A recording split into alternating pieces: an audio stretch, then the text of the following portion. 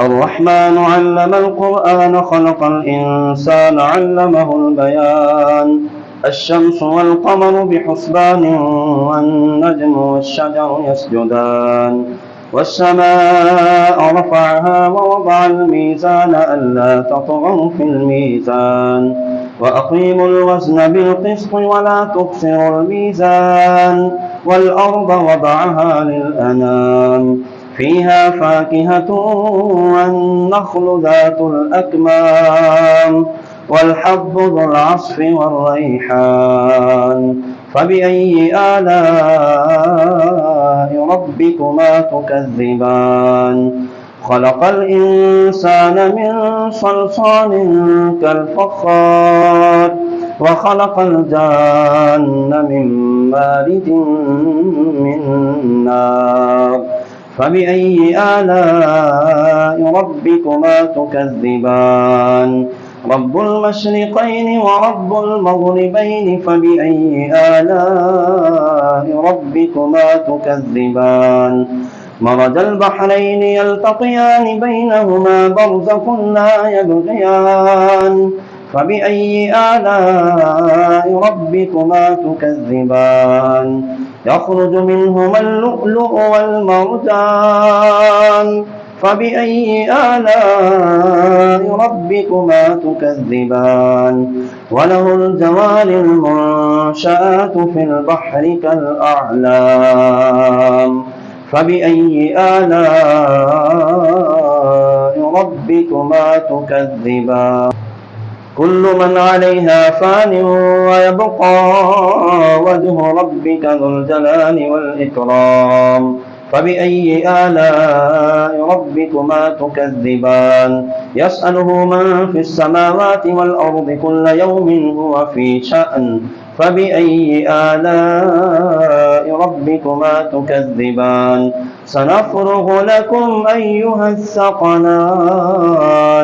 فبأي آلاء ربكما تكذبان يا معشر الجن والإنس إن استطعتم أن تنفذوا من أقطار السماوات والأرض فانفذوا لا تنفذون إلا بسلطان فبأي آلاء ربكما تكذبان يرسل عليكما شواظ من نار ونحاس فلا تنتصران فبأي آلاء ربكما تكذبان فإذا انشقت السماء فكانت وردة كالدهان فبأي آلاء ربكما تكذبان فيومئذ لا يسأل عن ذنبه إنس ولا جان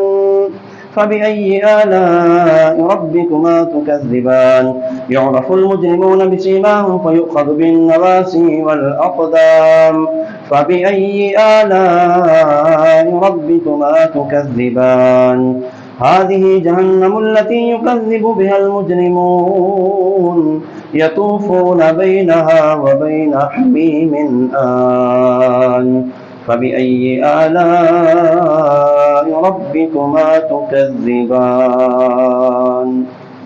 ولمن خاف مقام ربه جنتان فبأي آلاء ربكما تكذبان ذواتا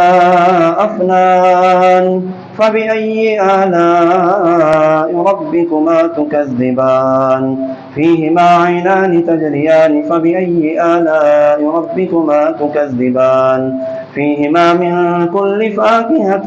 زوجان فبأي آلاء ربكما تكذبان متكئين على فرش بطائنها من استبرق وجنى الجنتين دان فبأي آلاء ربكما تكذبان فيهن قاصرات الطرف لم يطمثهن إنس قبلهم ولا جان فبأي آلاء